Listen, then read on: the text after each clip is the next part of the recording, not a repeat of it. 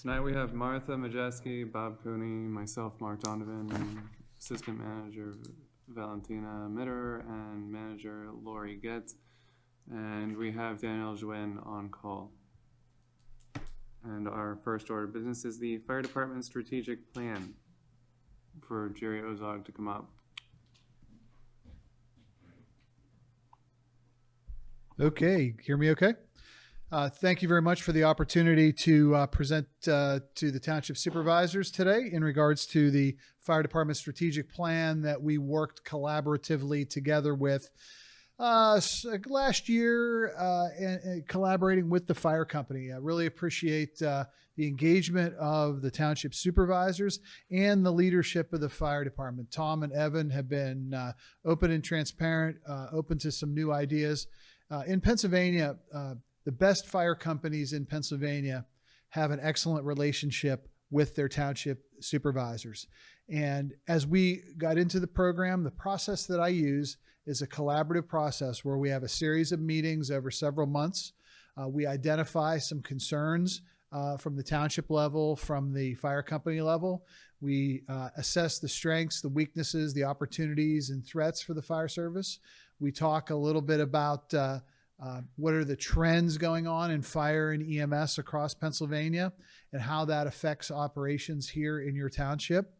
And then we do a little basic review of how the fire company operates, how the trends, and then we come up with some basic concepts and a vision for the future. And collaboratively working with the fire company and the township supervisors, we've come up with a couple of different recommendations to move forward. And again, what is most important is the continual engagement of the supervisors with the fire company. There's fire companies in Pennsylvania that are struggling with staffing, with financing. EMS has got challenges with recruitment, retention, and sustainability. So our project came up with several things and our goals that we talked about. And one of the most important things that, and obviously you guys have the written documents that were presented to you ahead of time. One of the most important things is to develop what's called a formal Fire and Emergency Services Executive Committee. And that's a collaborative committee between the leadership of the fire company and the township supervisors. And the goal of that is to have ongoing, honest communication, because I'm sure the fire company is going to still have some resource needs in the future to continue to be able to serve the community effectively. The second is coming to develop a formal agreement of expectations between the township and the fire company. And then get more into a formal budgeting process. So we are projecting out what the needs are of the fire company so the township can effectively plan, what that contribution to the fire company may be. And then we talked about goals and objectives that are futuristic, more into this year and next year. The fire company has some of those potential needs into the future. Including, their apparatus replacement plan. What does that look like for their apparatus, both fire and EMS? A modernization of their facility, their staffing program, and ensuring, and what we mean by a staffing program is ensuring that they do have some daytime staff that they stipend. I'm sure the chief is going to give us some updates on that, to have continual community engagement and ensure that there's volunteers coming in on the fire side and then on the EMS side that they have a stable staff. So we had a lot of productive meetings. We had to have some difficult discussions, and that normally occurs with any type of strategic plan and things like that. But I do want to finish up with, I commend the supervisors and the leadership of the fire company for paying attention to this and committing to the future a strong and sustainable organization. So with that, I'd turn that over to the members of the fire company to present their part, and maybe you could all ask us Q&A after that's done. So just a bit of background before we get into how our presentation and Jerry's presentation work out. Just a little bit about who we are, what we do. Currently, we operate one rescue pumper, a squad, one pumper tanker, brush, 2 utility vehicles, and 2 officer vehicles. You've seen them around town. Of the 4 you at the table, you're intimately familiar with all of them. It's important to note what happens when you dial 911 in this township. Because we are a border municipality, a lot of times you can end up talking to Montgomery County, depending upon which cell tower you hit. So if that does happen, Eagleville will transfer you to Westchester. So everything that we do comes via Westchester off of West Town Road. In August of 1949, 75 years this year, a couple guys in a neighborhood in the village of Valley Forge decided that they had a need for fire protection in the village. If we go back 75 years, remember that the bulk of this municipality did not exist. It was the borough of Phoenixville and the village of Valley Forge, and everything in between was farmland and the occasional the corner stores and Wilmer and all those other little pieces. So over the course of 75 years, we took it from a couple neighbors in a second-hand American LaFrance Wright Steer 1929. Took it from a second-hand fire truck and a couple of friends together to over 50 volunteers marching down the streets of Norristown as one of the best appearing fire companies in the state of Pennsylvania. From the inception to the current time, there's been a lot of growth, a lot of headaches, a lot of stress, a lot of gray hair. Here, the fire company is growing. This is a brand new piece of fire apparatus that they purchased. You can see the smiles on their faces. This had never happened before. This was a brand new truck that was all theirs, ready to go, funded by them. And this is a 1957. Yep. And you can see a whole bunch of smiling faces. The number of neighbors is growing. It's not just the same 5 or 12. From its inception, there was a bit of a coal barn at Valley Park Road in 23. That was a charter member's house, where the original firehouse, I'm using air quotes for those of you not here, until they purchased the 1 acre of land across the street. You recognize that building today as the social room. Throughout the years, it was just, there's a fire, ring the bell, somebody go get the truck, we all show up, we put out the fire. From that time, technology's changed. The services have changed. The demographics of the municipality have changed. So in this picture in the top left here is an auto accident on Valley Forge Road in the late 70s. All of our vehicle rescue was done by West End Fire Company number 3 up until 1984, 81. So when we finally were running enough rescues and got good enough on our own, we said, I'm pretty sure we can do this on our own, to the point that we became one of three, heavy rescue certified companies in the county. And we believe one of 15 in the state that's licensed by the Pennsylvania Department of Health. Also in the top right here, a fire on Route 29, probably early 90s, 92, 94. There's a lot of gear in that picture that doesn't say Valley Forge. Still struggles of growth, right? Fast forward another 15 years later, there's a lot more volunteers in that lower left picture with a whole bunch of trophies. There's some familiar faces in there. Many of them were probably skinnier and with more hair. So there's tangible growth in what's happening. So like I stated before, the demographics of the township have significantly changed. If you take a look at this map of current day Schuylkill Township versus the picture on the wall to its left, they're significantly different. I won't speak to population stats in that 1989 picture, but I would imagine it's probably at least 50% less. I mean, there's 6 major developments that didn't exist at that time compared to today, and it's still growing. So based on the need of Schuylkill Township wanting us to be the primary fire rescue service provider to the township, we were approached years ago about, hey, what do we need in order to make sure that you guys are the only ones to be running calls in Schuylkill Township? And we said, we need a second station. And the township stood up for us, for the community, and said, hey, this is what they say they need. And today, that's a powerhouse station. There's a lot of manpower coming out of there quickly. Just for a brief moment, I'll brag. There was an apartment fire in Phoenixville the other night. We were the second engine there. That's pretty good, right? So now, here we are, dressed up, a far cry from those ragtag group of ragamuffins in the beginning. So our leadership, I believe you're all intimately familiar. This is the executive board. Tom is president, myself as fire chief. There's some other familiar names on there. This also includes liaisons from the township and from the auxiliary group that supports us. The line officers, myself as fire chief, Joel, you guys know as deputy chief, Captain Joe Motzer, EMS Captain Stacy Steinmetz, and Lieutenant Skip Schlotterer.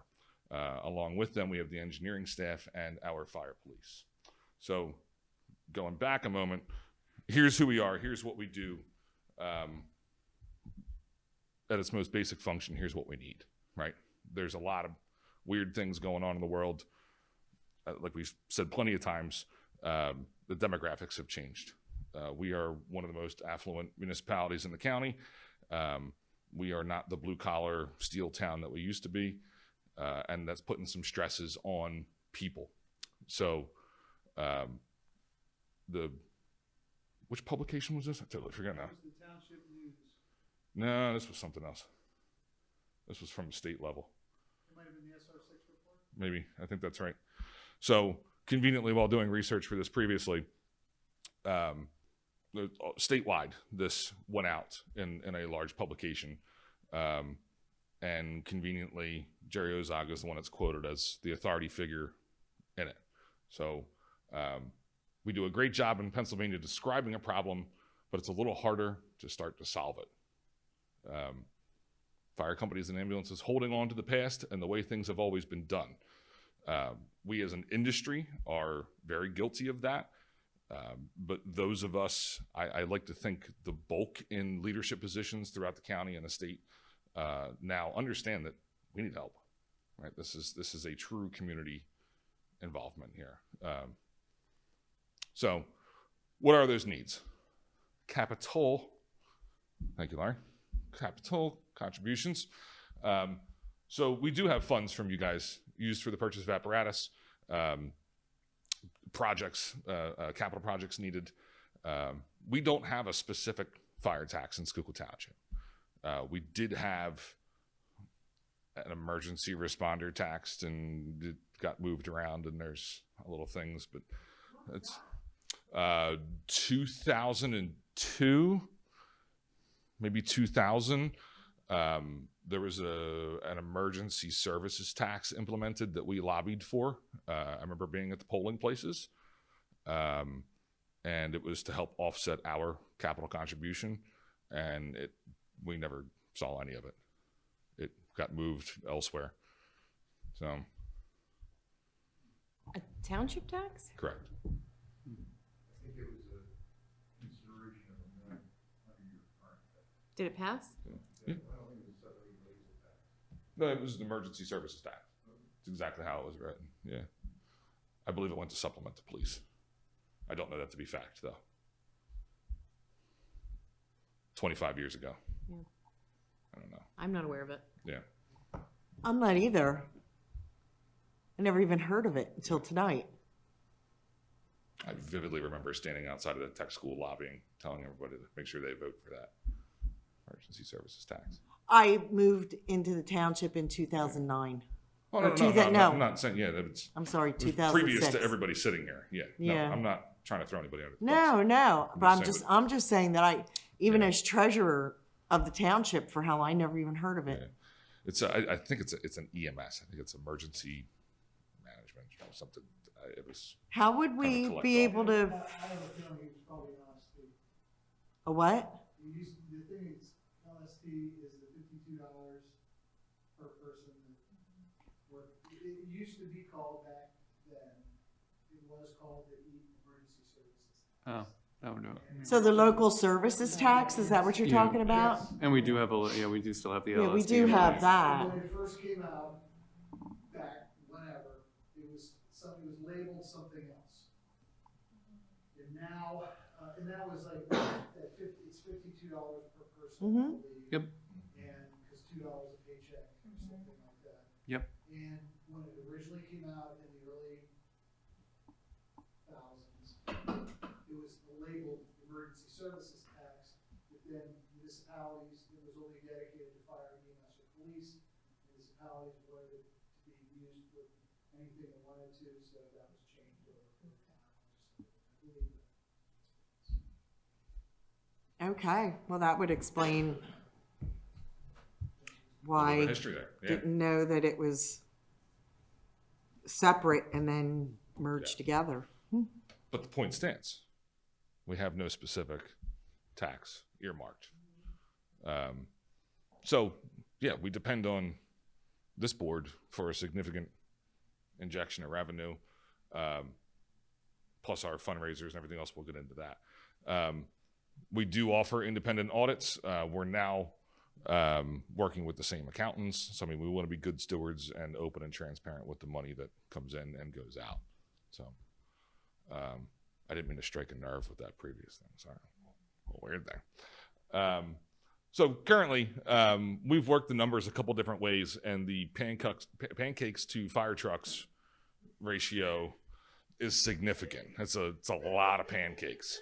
And realistically, at some point, I mean, we do 2 of them a year. If we started doing 1 every week, people would just stop coming. You can't eat that many pancakes every week. It's not good, right? So chicken barbecue, spaghetti dinners, all of in previous lives, all of the good fundraisers we really shouldn't have been doing. So we don't do them anymore. You know, it's a lot easier when somebody else, you know, the softball league has their fundraisers that make a lot of money and they don't have a whole lot of legal repercussions. We do. So, we try and be crafty with how we raise money, and we try and earmark those funds specifically for something that needs to happen. But it's difficult. Again, what we're here to do and what it takes to do it is significantly different than the revenue that these generate. So it was twice in there, Laurie. Capital twice.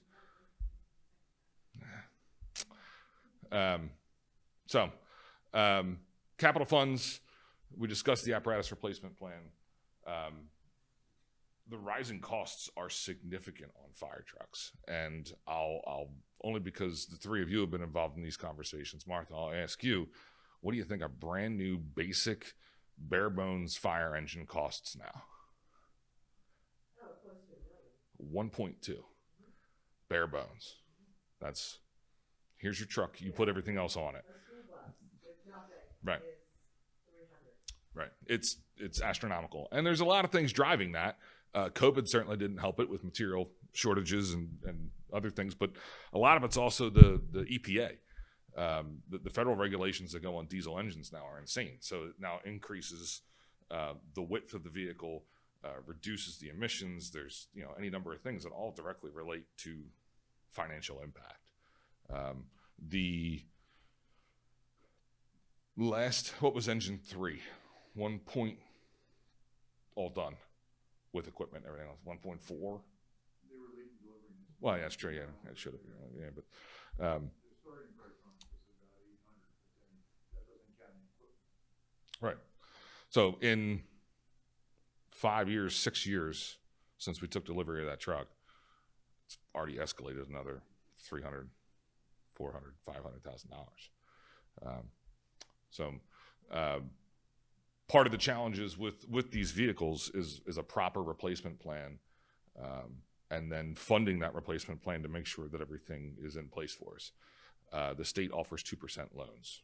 We try and do fundraisers. You guys give a good chunk of that change. You have partial ownership in those vehicles also. So when it comes time to get rid of them, you at least have a stake in, typically the money gets reinvested back into the next vehicle, your portion of it, but that's not a guarantee. If it's a bad year and you guys need the extra $200,000, you took $200,000, right? So now what's the usable service life of these vehicles? Right now we have them at 20 years. So we have one coming due in the next year, or next 2 years, excuse me.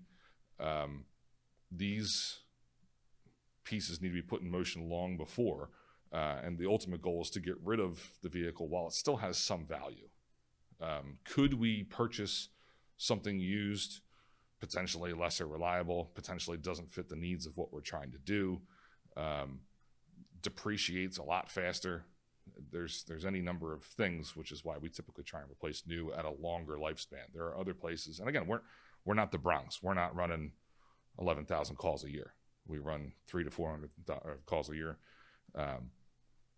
Some are good, some are bad. Some are only 20 minutes long, some are 8 hours long. So the service life of these vehicles gets difficult to estimate. So the operating expenses, there's a few different legs, I believe is how Jerry described them, that prop up this organization. The municipal contribution, the state's relief funding, private donations, social hall income, and other fundraising. The Picnic Grove has become a big deal for us. That thing's doing really well. But again, that only has a finite schedule. We don't have multiple of them, you know. So we know we can only hit a certain threshold with that. Our grants, we've had really awesome luck and or success with our grants. I forget what the total, I should double check that. Over the course of our 10-year relationship with our grant writer, I think we've been awarded in excess of $2 million. So in the grand scope of what's happening in those federal programs, that's a lot. There's a lot of people with dirt floors out in the middle of Western America that don't get funded anything, you know. So specifically Eastern and Southeastern PA do really well on the federal grant radar. The State Fire Commissioner's Grant, DCNR, plus the local opportunities. If you've been in any one of our fire stations, you can see a piece of each one of these grants. Our gear comes through AFG. The yard signs that you see occasionally out and about are a SAFER grant. The State Fire Commissioner have done a ton, because that's like 10 grand every year for just nice little pick-off projects that need to be done. We can point out any number of those. DCNR, the ATV that we have, that was a DCNR grant.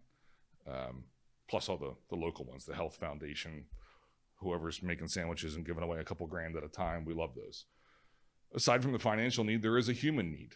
I love these pictures because it calls them out as professionals in their intended field. These are all people doing the same job with multiple different backgrounds. So do we have paramedics? Do we have mechanical engineers, teachers, restaurant managers, HVAC technicians? There's a whole multitude of walks of life here. And we don't really care who or what you are. If you can do the job, that's what matters. Aside from the actual firefighting need, there's all the administrative needs. All those fundraisers need people to work it. And in all sincerity, as much as I love this fire company, I love this community, I'm invested in this community for the last 44 years of my life, I do a lot, and I'd like to take a break every once in a while. We need some people to do some other things. So, but it's also good networking. One of the things that, I was fortunate enough to just install aqua water in my house off of White Horse Road, and I used a contractor that I met at the firehouse who was a social member. So it's good community involvement. I used to live on Rossiter Avenue. Like, it's all, everybody knows everybody. We're all intertwined and we don't realize it, and how we can make the community a good thing to be involved in. So there's plenty of, there's a project manager, a nurse, a plumber. There's any number of these people here that are investing their time in our community for no benefit, just because they enjoy doing it, because it's fun. Donation of services. That same contractor that I used for my water line was donating part of his services doing work at the firehouse. So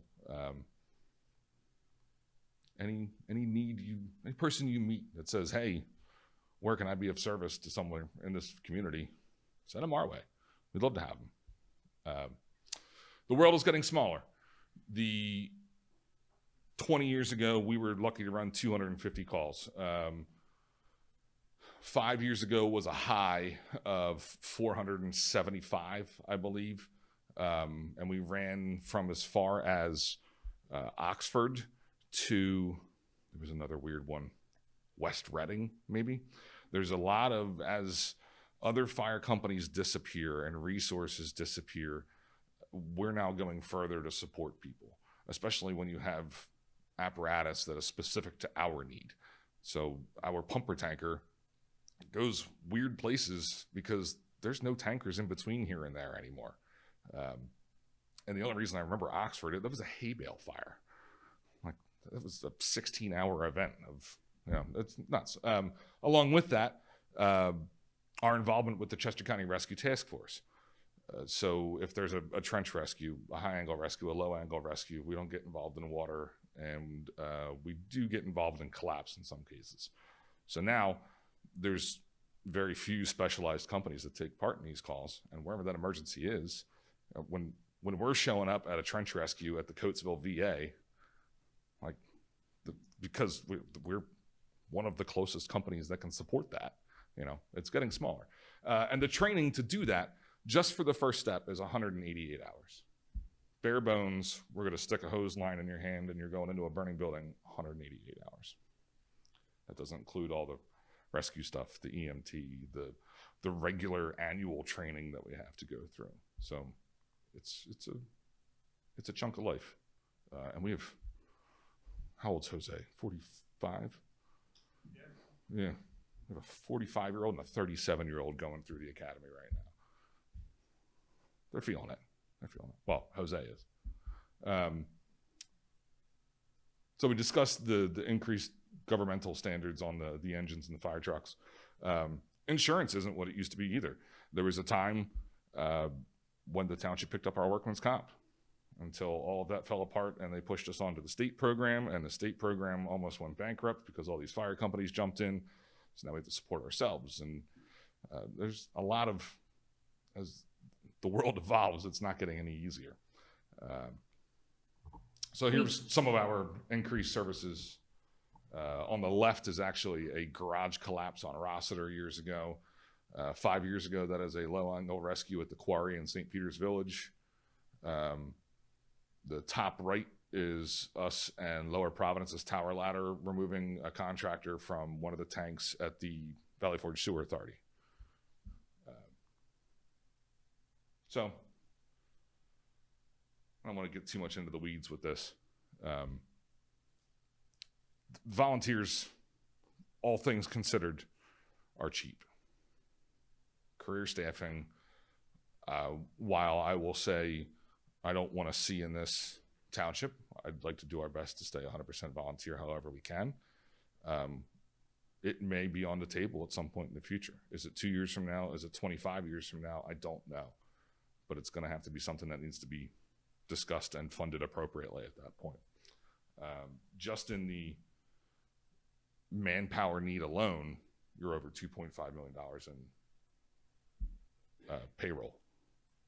So it's a significant chunk of change.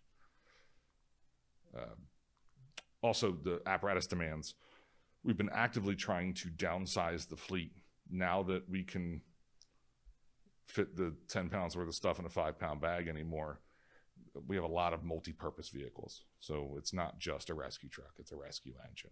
It's not just an engine and a tanker, it's a pumper tanker. So we're trying to downsize the fleet, increase our services, but they could change as the municipality changes. Regional operations, we've discussed it at some level. There's a lot of buy-in needed from other townships in the area. I don't know that it would work as well as we'd like to think it would.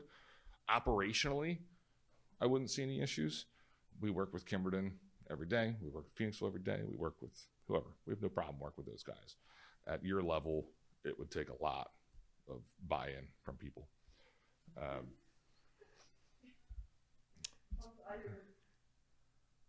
Yes, I shouldn't be laughing. You were using your out loud voice. So yeah, the bubble will burst at some point. So a couple questions here. How can we help the community? What do you want to see out of us? What services do you feel like you're not seeing? And then to tie that into, we've set standards in part of this process with Jerry. And if you've seen reports previous to 2 years ago, we've changed the format of our reporting. You're seeing response times, you're seeing events, you're seeing us in action. There's part of that is holding us to a standard. Is what it is. So we discussed replacement schedules. We presented one last year. We can discuss in our executive board function committee, trying to put that schedule and the funding of it in concrete somehow, if we can. New buildings, they're not getting any younger. Let's talk 20, 25 years down the road. Where are we going? What are we doing? How are we getting there? And what's going to happen in the township? We know there's still active development happening. What happens in another 30 years? Do we start to shift away from part of the residential function? Does the market tank and now Amazon's building a warehouse? I don't know.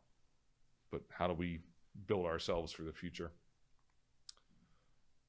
You're familiar with our stations.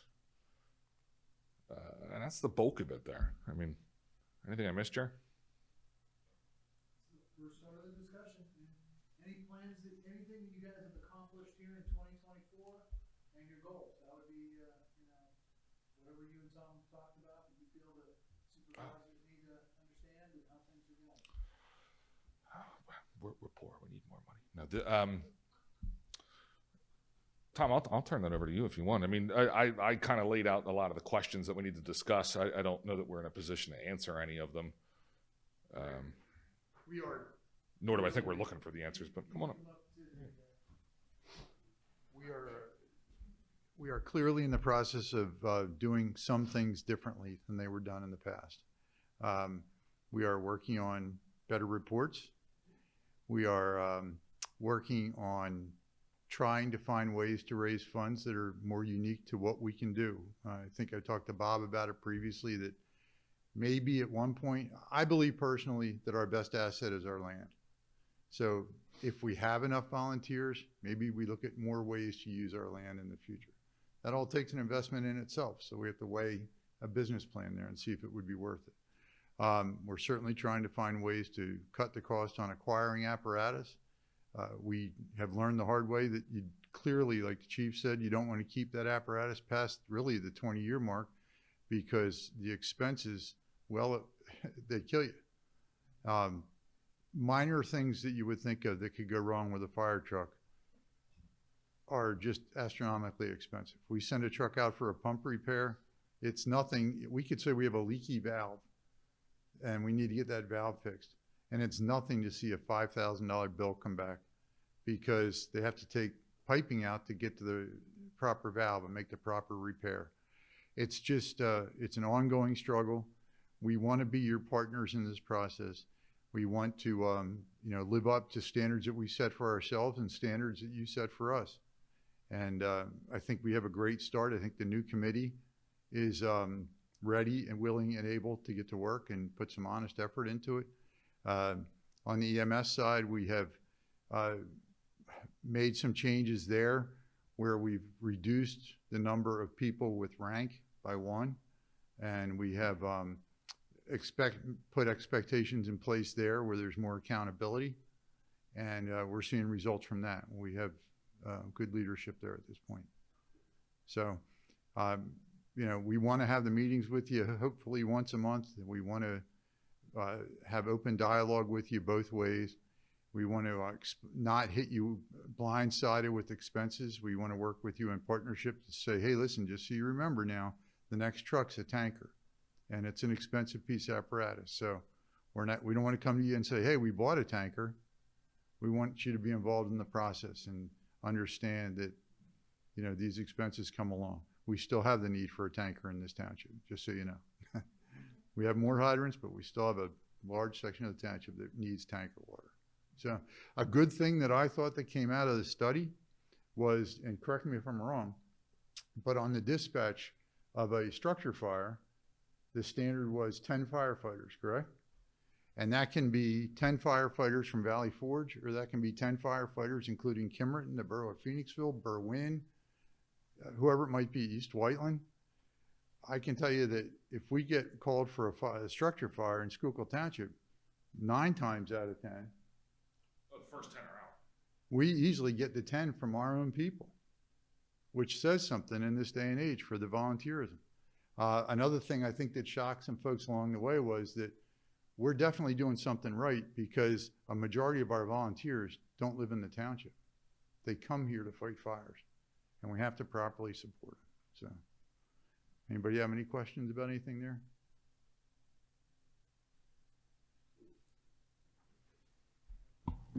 First off, great job. The work we've done over the last 4 years, I think, has paid off. The communication's much better.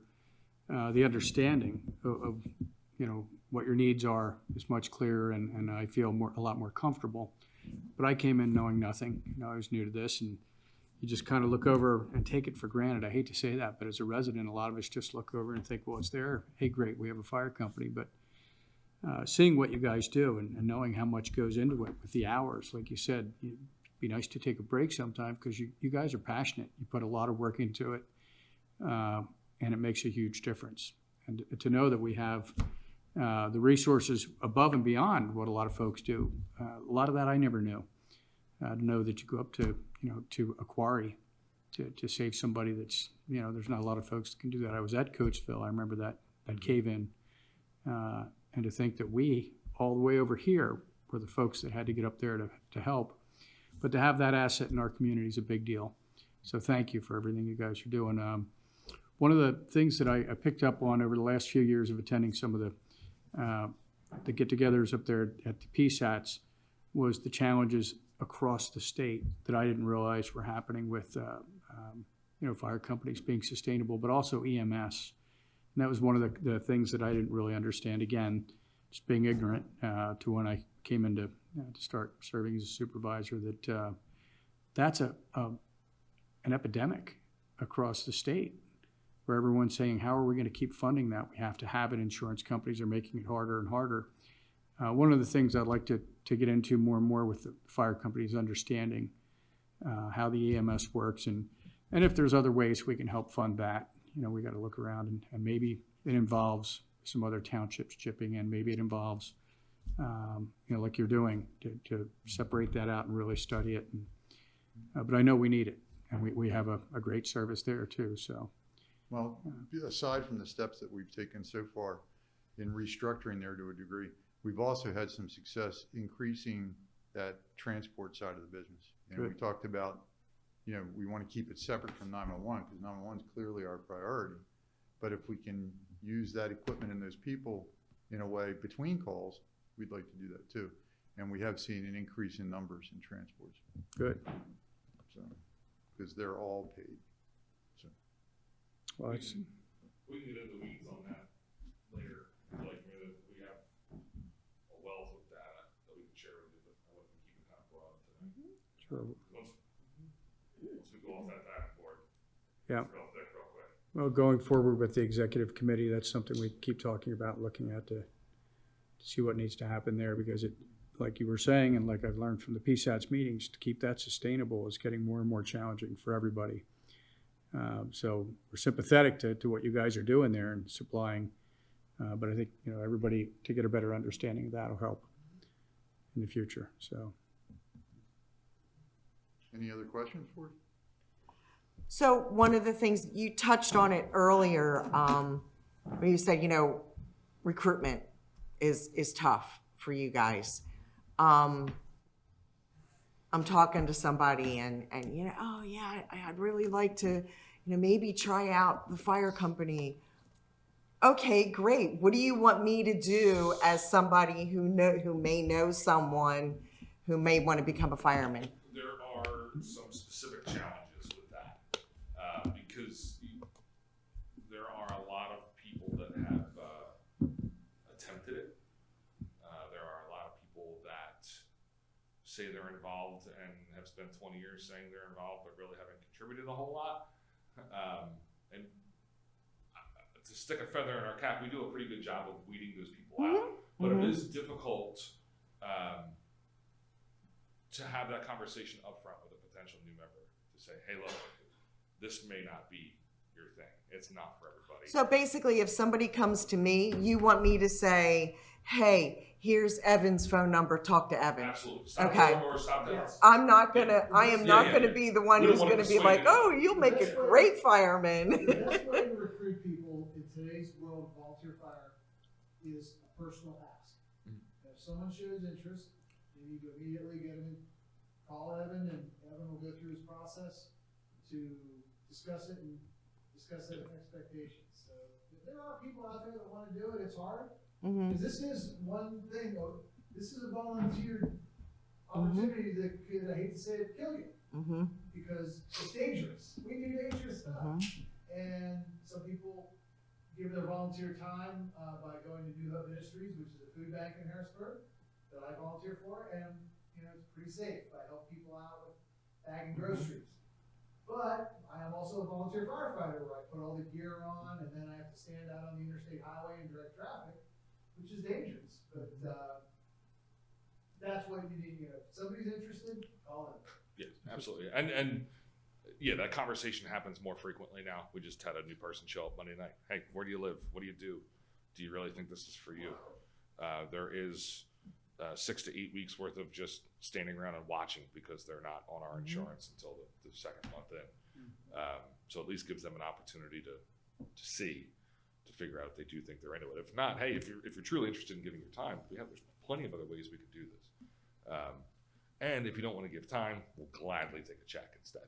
But but to Jerry's point, I mean, we have that conversation now with all of our juniors and their parents when they sign up. Hey, this isn't karate class.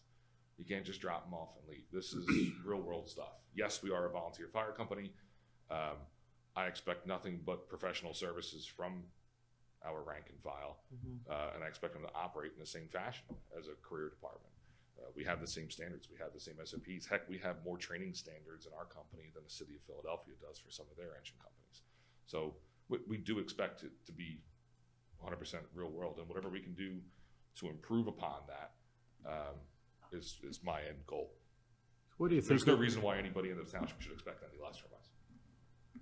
It's impressive that you have so many people that don't live in the township that are volunteering. What do you think's the reason for that?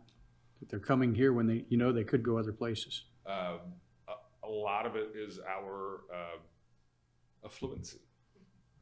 It is difficult for a 22-year-old college graduate to purchase a house in Schuylkill Township.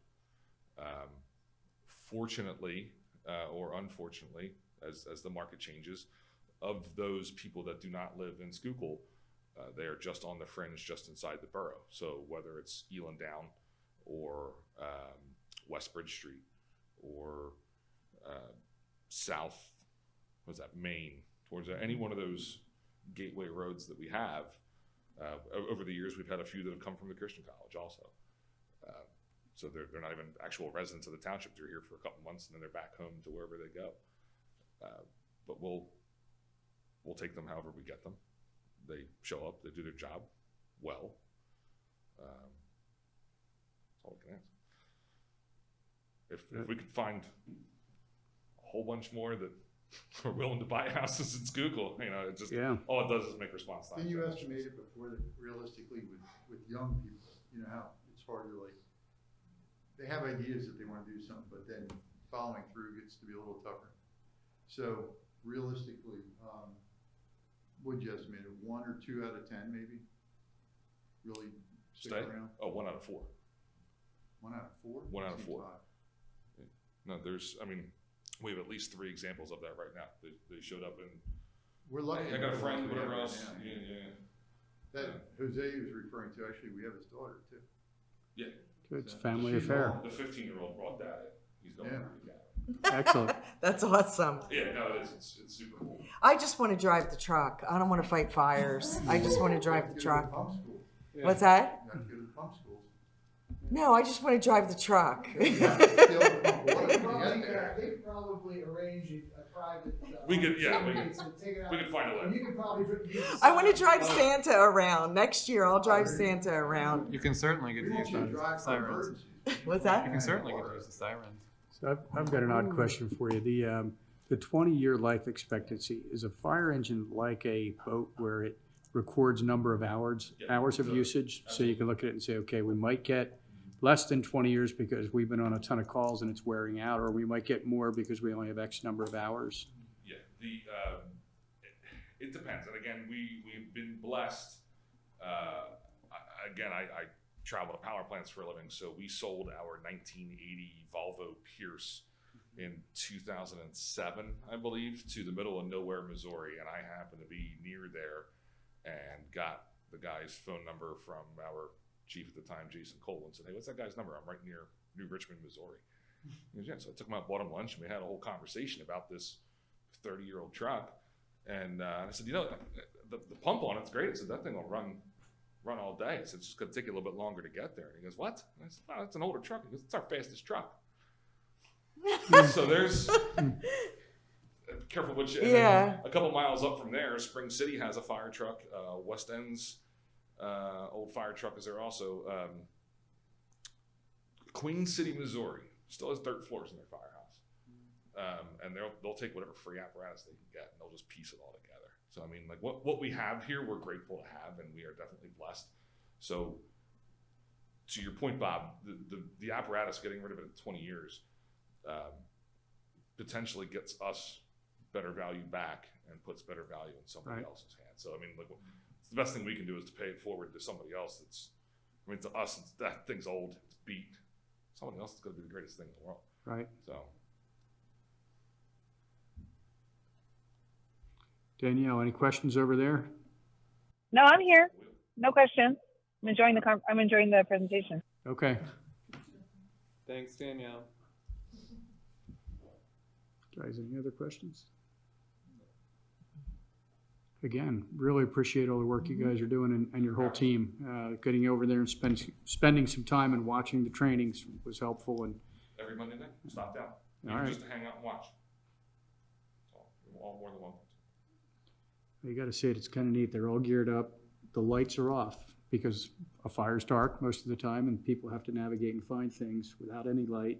All geared up, going under obstacles and over things, and it's not an easy job. So, especially if there is a lot of fire going on and things falling on you and all that. So, for those that are serving, we really appreciate it.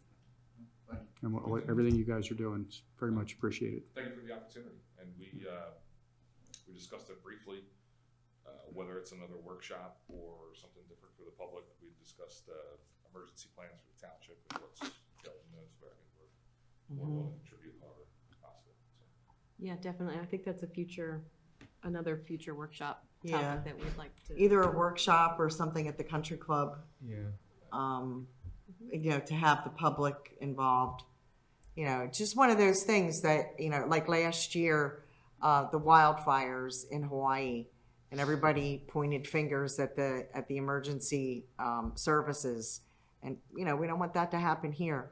We want the public to know, hey, this is what you need to do. This is who you need to pay attention to. This is what, we have trains that go up with hazardous materials, and, we need to inform our residents that, hey, if these things happen, this is what you need to do. And I'll also add that we are the catch-all in emergency services. When people don't know what to do, they call us. We've had calls in the middle of the night because somebody's basement's flooding. I'm like, "What you need is a plumber. I don't know why you're calling me." No, but I mean, you Yeah. understand where, what I think, why I think we should have that discussion with the public, because I have to tell you, if a train were to derail with some goofy hazardous material like they did in Ohio, I wouldn't know what to do. So we were fortunate enough a few years ago to send Jason Cole out to Norfolk Southern's Training Academy in Pueblo.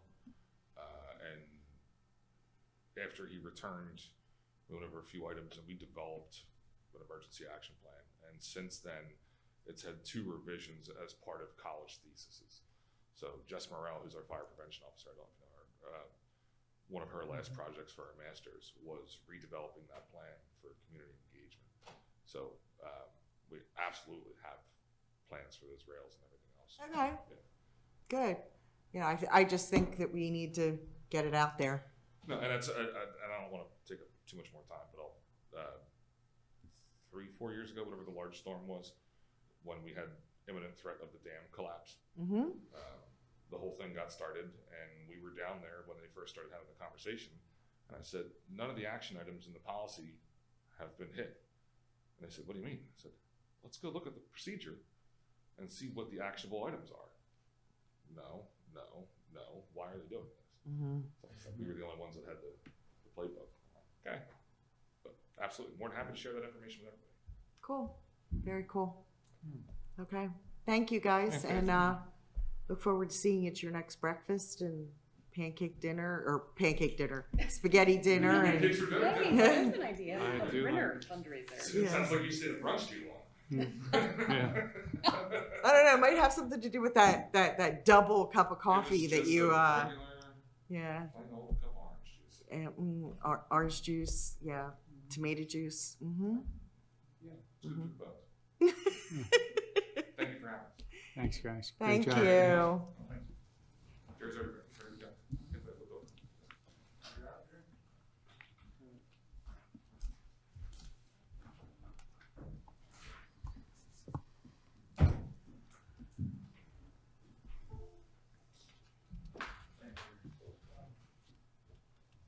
Okay.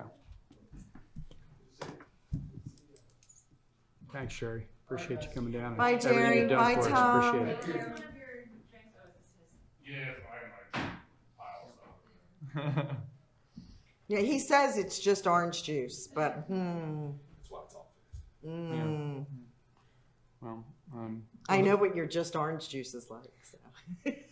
Well, he's backing up. We can move right on down. There's no topics for discussion, no additional, oh, is that, Does anybody have any additional business? there we go.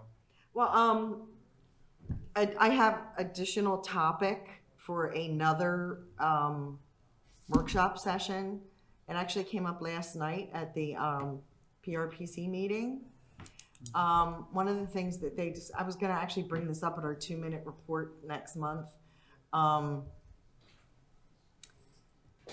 The topic came up, we were talking about trails, and they wanted to be able to connect trails or multimodal transportation, not just trails, to connect municipalities and to connect trails and connect sidewalks and all that kind of stuff. And there is one tiny spot in Schuylkill Township that could potentially connect the Schuylkill River Trail to the French. This is over by, it's the French Creek Trail. French Creek Trail. It's down that boulevard with the Schroeder. No, it's not the furniture or whatever. boulevard. It's actually right along By the quarry. 23 in front of the quarry. Yeah, that's what I'm talking about. I'm talking that little thing through the quarry area. There's a little, Yeah. there's a little drive down there. It's a, Right by the Wawa? yeah, Yes. that's what I'm talking about. Yeah. Okay. So basically, Yeah. if you're going down 23, so you have the Wawa here, you have the CVS here, and then the quarry. Right at the very end of the CVS property, the sidewalk ends. They need another, 20 feet of sidewalk to be able to make this connection between the Schuylkill River Trail and the French Creek Trail. They also We need to talk about it. They want us to talk about Do it. you know if they, a quick question for you, do you know if they've gotten any talks with the people who own the property that runs down that private drive? Because to connect down to the French Creek Trail, they need to actually go down that No, private they want drive. us to do it, and They that's want why us to- they we want us to need go to there. have, because it's Okay. hard, yeah. That's what I was wondering. Thank you. That's why we need to have this conversation and, We would need to discuss some kind of access easement through there because it's a private drive. it says, there's a sign on it that says no drive-through, but it doesn't say no trespassing.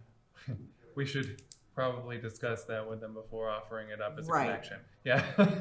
Right. So anyway, that's why I want to put it up for discussion, just for us to talk about if it's, and I'd like to do it before, we start talking about the budget, because if this is something that the board wants to pursue, So you're- hold on. Okay. If this is something that the board wants to pursue, it's gonna obviously cost money. So we're gonna, Well, the question I think would be, just briefly, we'd be talking about the benefit to probably our township for that connection. and whether or not it's worth us investing or asking for investments from East Pikeland and Phoenixville Borough to cross through ours, because it's through that little weird wonky piece of Schuylkill that sticks out where there's no residents. It's just kind of commercial. So that's why I was, this has been brought up during their trail committee meetings, which I was liaison for like last year. Okay. So that's why I'm familiar with this. So I brought it up during those meetings that Schuylkill might have to discuss whether or not we would contribute money. We would maybe talk about whether we would contribute money to that or just be the kind of liaison for the property owner who happens to live in our township. So that's why I wanted to ask and make sure that's what we're talking about. And Well, anyway, yeah, we need to have a discussion and bring up all of those things because Yeah, it was just one of those things that was brought up. There were some other connections from between other municipalities, but this is the only piece that really affects us. really affects Schuylkill Township. So I wanted to make sure that that got put on a workshop topic and before budget, if we could. Yeah.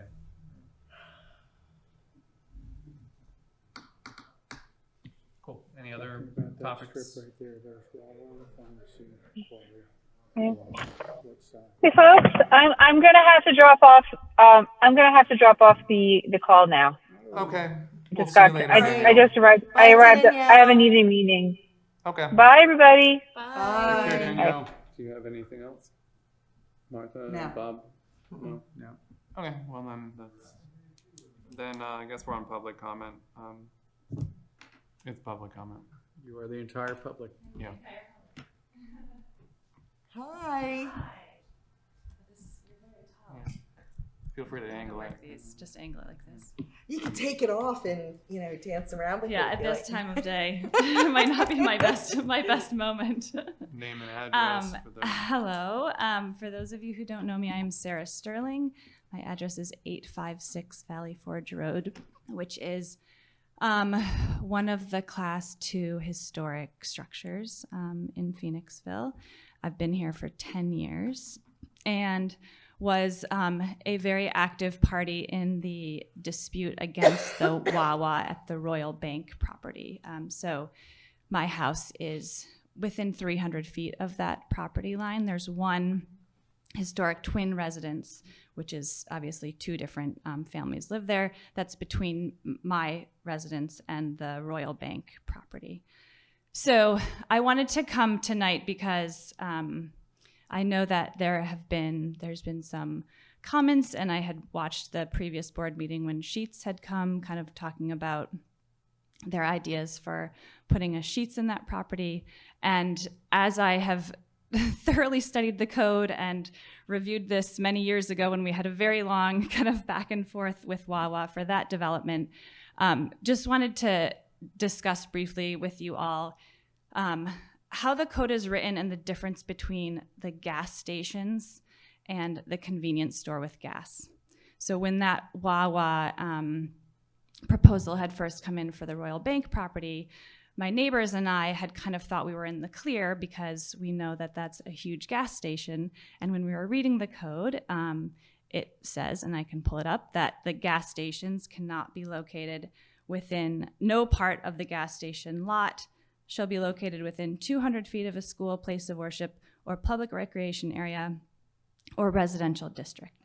So the difficult thing about that lot is that it's commercial, but it is entirely bordered by residential properties, which is different than where the Wawa ended up, which is bordered entirely by other commercial properties, or where the Wawa likely will end up. So in 2019, when the portion of the convenience store code was altered that was related to the gas pumps, it says that the gas pumps cannot be located within 200 feet of a residential structure, which is very different than the gas station not being within 200 feet of a residential property line, basically. And a lot of reason when I had looked back through kind of the safety and hazards of gas stations, a bit of it is a public health safety issue because gas stations, through the pumping of gas, actually emit a large number of toxins. And there's actually very recent studies dating back to 2018 and 2019 on hazards to human health for especially children who live that close to gas stations. And also the kind of like safety and precautions of if there was an accident, if there was a fire, if there was an explosion. And so my question and comment to you all is I'm wondering what the process would be like to reevaluate how gas stations are written about in the code to make sure that the convenience store with gas, which is how all of these gas stations are now proposing themselves in Schuylkill Township, might better protect the residents that are impacted both from a public health standpoint and a safety standpoint within the township.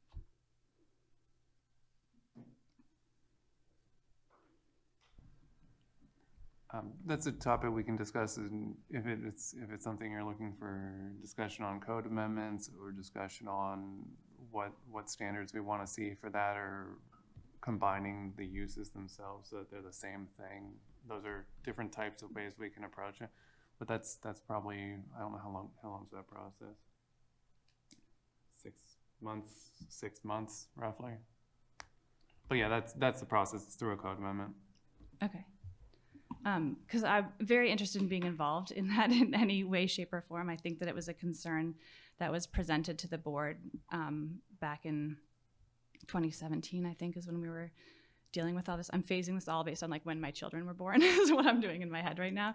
So I think it was 2017 was when that was all being discussed. And I appreciate the efforts to try to like have that be considered, but historically, gas stations, and when that code was put into place, they are regulated, and the code is actually written very well as far as, you know, protecting residents.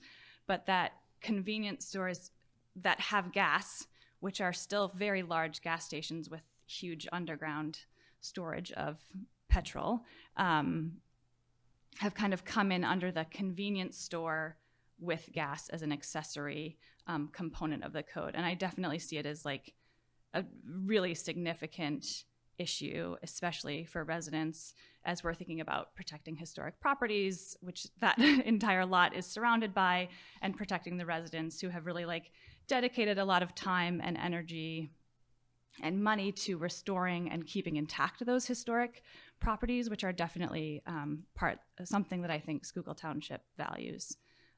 So any way that I can, you can guide me, or I can help kind of make sure that that process is started, would be very helpful. All right, thanks. Thanks. Yeah.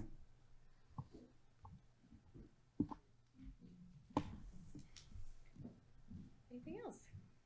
There being no other public comment, we're adjourned. Thanks.